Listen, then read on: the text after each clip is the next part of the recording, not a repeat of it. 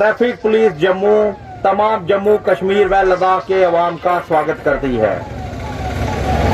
आज 23 जून है, वीरवार है और नेशनल हाईवे 44 का अपडेट ये है कि कल जो है वो रास्ता बंद है।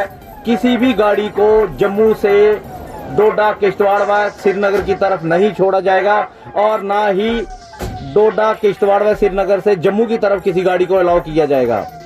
तमाम वो लोग जो कल नेशनल हाईवे का सफर करना चाहते हैं उनसे ये दरख्वास्त है कि वो कल रोड पे ना आए क्योंकि रास्ता बंद है। पिछले दिनों काफी बारिश होने की वजह से काफी लैंडस्लाइड हुआ है। इवन कि हमारा समरोली में भी काफी बड़ा लैंडस्लाइड हुआ है जो कि रास्ता पूरी तरह बंद है।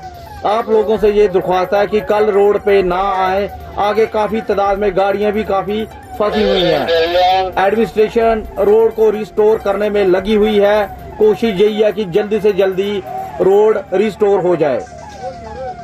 ट्रैफिक पुलिस जम्मू जो भी कर रही है सिर्फ आपकी हिफाजत के लिए कर रही है, आपकी सुरक्षा के लिए कर रही है। ट्रैफिक पुलिस का साथ दे।